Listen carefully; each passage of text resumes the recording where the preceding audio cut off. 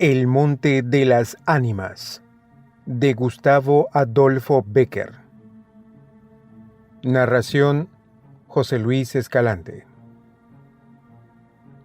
La noche de difuntos me despertó a no sé qué hora el doble de las campanas. Su tañido monótono y eterno me trajo a las mientes esta tradición que oí hace poco en Soria. Intenté dormir de nuevo. Imposible. Una vez aguijoneada, la imaginación es un caballo que se desboca y al que no sirve tirarle de la rienda. Por pasar el rato me decidí a escribirla, como en efecto lo hice. Yo la oí en el mismo lugar en que acaeció, y la he escrito volviendo algunas veces la cabeza con miedo, cuando sentía crujir los cristales de mi balcón, estremecidos por el aire frío de la noche. Sea de ello lo que quiera, ahí va, como el caballo de copas. Atad los perros, haced la señal con las trompas para que se reúnan los cazadores, y demos la vuelta a la ciudad. La noche se acerca, es día de Todos los Santos, y estamos en el monte de las ánimas. ¿Tan pronto? Hacer otro día no dejará yo de concluir con ese rebaño de lobos que las nieves de Moncayo han arrojado de sus madrigueras, pero hoy es imposible. Dentro de poco sonará la oración en los templarios, y las ánimas de los difuntos comenzarán a tañer su campana en la capilla del monte. En esa capilla ruinosa. Va, ¿quieres asustarme? No, hermosa prima. Tú ignoras cuánto sucede en este país, porque aún no hace un año que has venido a él, desde muy lejos. Refrena tu yegua, yo también pondré la mía al paso, y mientras dure el camino te contaré esta historia. Los pajes se reunieron en alegres y bulliciosos grupos.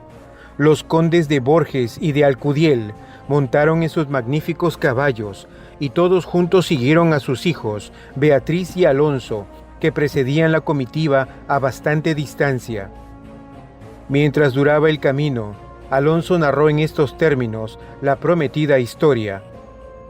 Ese monte que hoy llaman de las ánimas pertenecía a los templarios, cuyo convento ves allí a la margen del río. Los templarios eran guerreros y religiosos a la vez. Conquistada Soria a los árabes, el rey los hizo venir de lejanas tierras para defender la ciudad por la parte del puente, haciendo en ello notable agravio a sus nobles de Castilla, que así hubieran solos sabido defenderla, como solos la conquistaron. Entre los caballeros de la nueva y poderosa orden y los hidalgos de la ciudad fermentó por algunos años, y estalló al fin un odio profundo. Los primeros tenían acotado ese monte, donde reservaban caza abundante para satisfacer sus necesidades y contribuir a sus placeres. Los segundos determinaron organizar una gran batida en el coto, a pesar de las severas prohibiciones de los clérigos con espuelas, como llamaban a sus enemigos. Cundió la voz del reto, y nada fue parte a detener a los unos en su manía de cazar y a los otros en su empeño de estorbarlo. La proyectada expedición se llevó a cabo. No se acordaron de ella las fieras. Antes la tendrían presente tantas madres como arrastraron sendos lutos por sus hijos. Aquello no fue una cacería, fue una batalla espantosa. El monte quedó sembrado de cadáveres. Los lobos a quienes se quiso exterminar tuvieron un sangriento festín. Por último, intervino la autoridad del rey.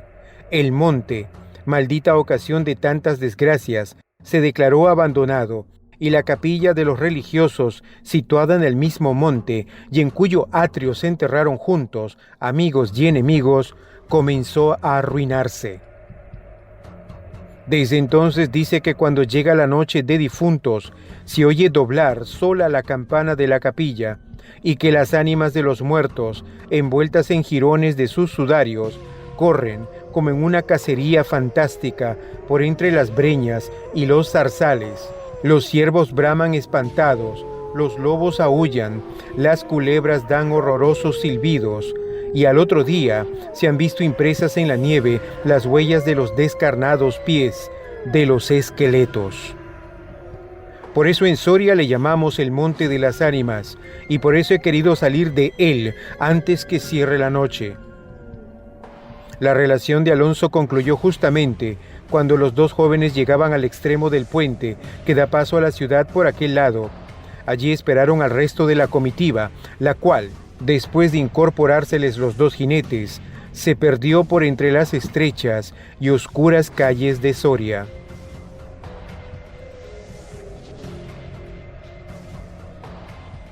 Los servidores acababan de levantar los manteles.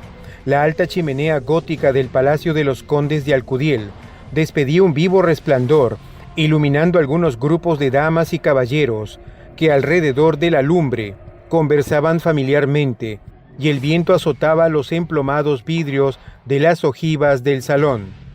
Solo dos personas parecían ajenas a la conversación general: Beatriz y Alonso.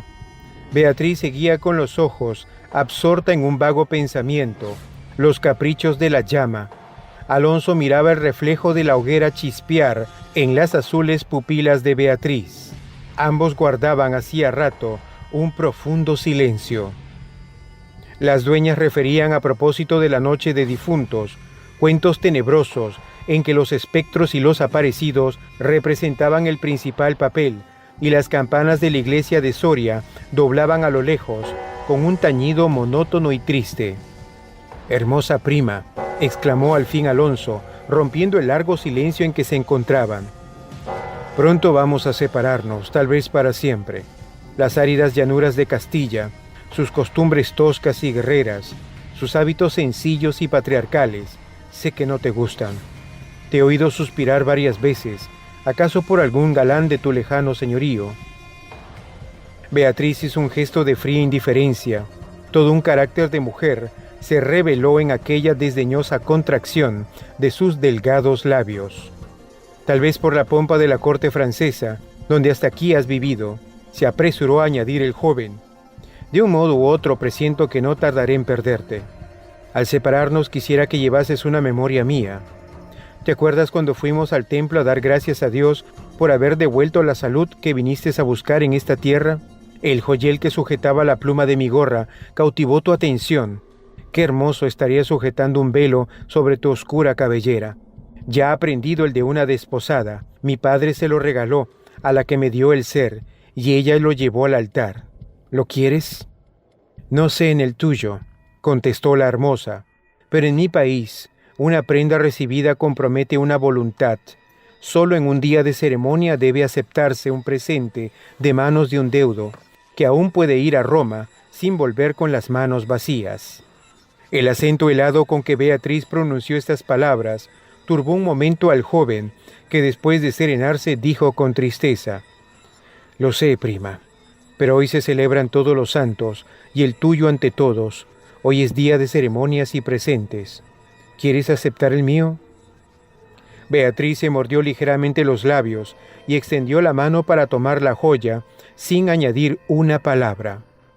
Los dos jóvenes volvieron a quedarse en silencio, y volvióse a oír la cascada voz de las viejas, que hablaban de brujas y de trasgos, y el zumbido del aire, que hacía crujir los vidrios de las ojivas, y el triste monótono doblar de las campanas. Al cabo de algunos minutos, el interrumpido diálogo tornó a anudarse de este modo: «Y antes de que concluya el día de todos los santos, en que así como el tuyo se celebra el mío, y puedes, sin atar tu voluntad, dejarme un recuerdo, ¿no lo harás?», dijo él clavando una mirada en la de su prima, que brilló como un relámpago, iluminada por un pensamiento diabólico. «¿Por qué no?», exclamó ésta llevándose la mano al hombro derecho, como para buscar alguna cosa entre los pliegues de su ancha manga de terciopelo bordado de oro. Después, con una infantil expresión de sentimiento, añadió: «¿Te acuerdas de la banda azul que llevé hoy a la cacería, y que por no sé qué emblema de su color me dijiste que era la divisa de tu alma?» «Oh, sí». «Pues se ha perdido, y pensaba dejártela como un recuerdo». «¿Se ha perdido? ¿Y dónde?», preguntó Alonso, incorporándose de su asiento y con una indescriptible expresión de temor y esperanza. «No sé, ¿en el monte acaso?». «¿En el monte de las ánimas?», murmuró palideciendo y dejándose caer sobre el sitial. «¿En el monte de las ánimas?», Luego prosiguió con voz entrecortada y sorda: «Tú lo sabes, porque lo habrás oído 1000 veces, en la ciudad, en toda Castilla. Me llaman el rey de los cazadores, no habiendo aún podido probar mis fuerzas en los combates. Como mis ascendentes, he llevado a esta diversión, imagen de la guerra, todos los bríos de mi juventud, todo el ardor, hereditario en mi raza. La alfombra que pisan tus pies son despojos de fieras que he muerto por mi mano. Yo conozco sus guaridas y sus costumbres, y he combatido con ellas de día y de noche, a pie y a caballo, solo y en batida, y nadie dirá que me ha visto huir el peligro en ninguna ocasión. Otra noche volaría por esa banda, y volaría gozoso como a una fiesta, y sin embargo esta noche, ¿a qué ocultártelo? Tengo miedo, ¿oyes? Las campanas doblan, la oración ha sonado en San Juan del Duero.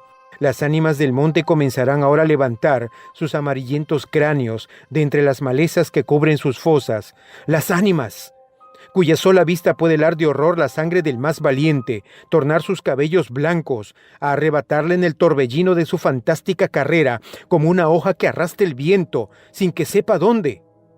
Mientras el joven hablaba, una sonrisa imperceptible se dibujó en los labios de Beatriz, que cuando hubo concluido, exclamó con un tono indiferente, y mientras atizaba el fuego del hogar, donde saltaba y crujía la leña, arrojando chispas de 1000 colores: «Oh, eso de ningún modo, qué locura, ir ahora al monte por semejante friolera, una noche tan oscura, noche de difuntos y cuajado el camino de lobos».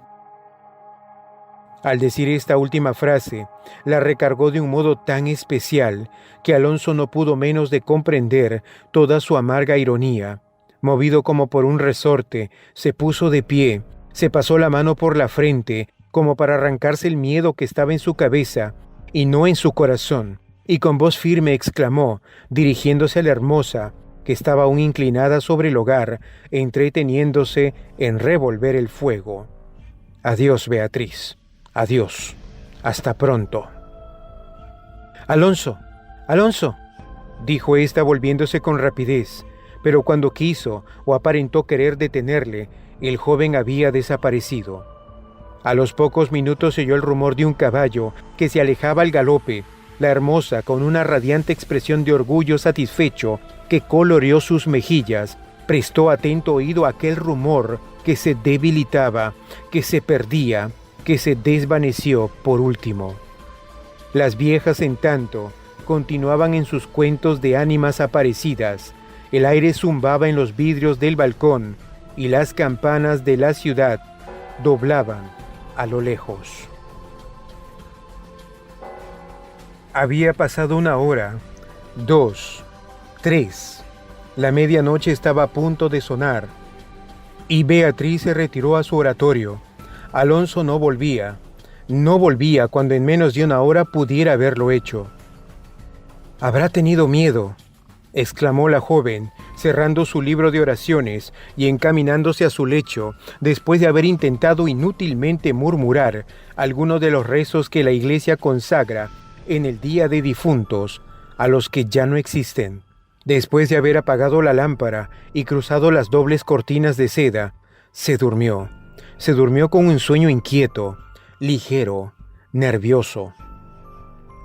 Las 12 sonaron en el reloj del póstigo. Beatriz oyó entre sueños las vibraciones de la campana, lentas, sordas, tristísimas, y entreabrió los ojos. Creía haber oído a par de aquellas pronunciar su nombre, pero lejos, muy lejos, y por una voz ahogada y doliente, el viento gemía en los vidrios de la ventana. «¿Será el viento?», dijo, y poniéndose la mano sobre el corazón, procuró tranquilizarse. Pero su corazón latía cada vez con más violencia. Las puertas de alerce del oratorio habían crujido sobre sus goznes con un chirrido agudo, prolongado y estridente. Primero unas y luego las otras más cercanas, todas las puertas que daban paso a su habitación iban sonando por su orden, estas con un ruido sordo y grave, aquellas con un lamento largo y crispador. Después silencio, un silencio lleno de rumores extraños, el silencio de la medianoche, con un murmuro monótono, de agua distante, lejanos ladridos de perros, voces confusas, palabras ininteligibles, ecos de pasos que van y vienen, crujir de ropas que se arrastran, suspiros que se ahogan, respiraciones fatigosas que casi se sienten, estremecimientos involuntarios que anuncian la presencia de algo que no se ve y cuya aproximación se nota, no obstante, en la oscuridad. Beatriz, inmóvil, temblorosa, adelantó la cabeza fuera de las cortinillas y escuchó un momento. Oía mil ruidos diversos, se pasaba la mano por la frente, tornaba a escuchar. Nada. Silencio. Veía con esa fosforescencia de la pupila, en las crisis nerviosas, como bultos que se movían en todas direcciones, y cuando dilatándolas, las fijaba en un punto. Nada. Oscuridad. Las sombras impenetrables. «Bah», exclamó, volviendo a recostar su hermosa cabeza sobre la almohada de raso azul del lecho. ¿Soy yo tan miedosa como esas pobres gentes cuyo corazón palpita de terror bajo una armadura al oír una conseja de aparecidos? Y cerrando los ojos, intentó dormir, pero en vano. Había hecho un esfuerzo sobre sí misma. Pronto volvió a incorporarse, más pálida, más inquieta, más aterrada. Ya no era una ilusión. Las colgaduras de brocado de la puerta habían rozado al separarse y unas pisadas lentas sonaban sobre la alfombra. El rumor de aquellas pisadas era sordo, casi imperceptible, pero continuado, y a su compás se oía crujir una cosa como madera o hueso, y se acercaban y se movió el reclinatorio que estaba a la orilla de su lecho. Beatriz lanzó un grito agudo y, arrebujándose en la ropa que la cubría, escondió la cabeza y contuvo el aliento. El aire azotaba los vidrios del balcón, el agua de la fuente lejana caía y caía con un rumor eterno y monótono. Los ladridos de los perros se dilataban en las ráfagas de aire y las campanas de la ciudad de Soria, unas cercas, otras distantes, doblan tristemente por las ánimas de los difuntos. Así pasó una hora, 2, la noche, un siglo, porque la noche aquella pareció eterna a Beatriz. Al fin despuntó la aurora, vuelta de su temor, entreabrió los ojos a los primeros rayos de la luz. Después de una noche de insomnio y de terrores, es tan hermosa la luz, clara y blanca del día. Separó las cortinas de seda del lecho y ya se disponía a reírse de sus temores pasados, cuando de repente un sudor frío cubrió su cuerpo, sus ojos se desencajaron y una palidez mortal descoloró sus mejillas. Sobre el reclinatorio había visto sangrienta y desgarrada la banda azul que perdiera en el monte, la banda azul que fue a buscar a Alonso.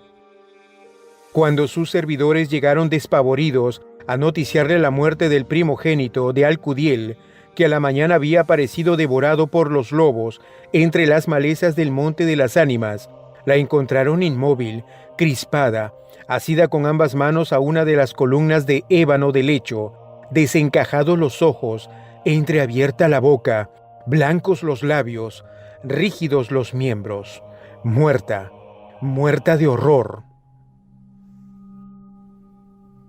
Dicen que después de acaecido este suceso, un cazador extraviado que pasó la noche de difuntos sin poder salir del Monte de las Ánimas y que al otro día, antes de morir, pudo contar lo que viera, refirió cosas horribles. Entre otras, asegura que vio a los esqueletos de los antiguos templarios y de los nobles de Soria, enterrados en el atrio de la capilla, levantarse al punto de la oración con un estrépito horrible, y caballeros sobre osamentas de corceles perseguir como a una fiera a una mujer hermosa, pálida y desmelenada, que con los pies desnudos y sangrientos, y arrojando gritos de horror, daba vueltas alrededor de la tumba de Alonso. El Monte de las Ánimas, de Gustavo Adolfo Bécquer. Narración: José Luis Escalante. Hola, amigo, amiga que me escuchas. Mi nombre es José Escalante. Soy químico, naturista, locutor y narrador. Si te gusta mi trabajo, por favor apóyame suscribiéndote a mi canal y compartiendo estos audios en tus redes sociales. Te estaré inmensamente agradecido.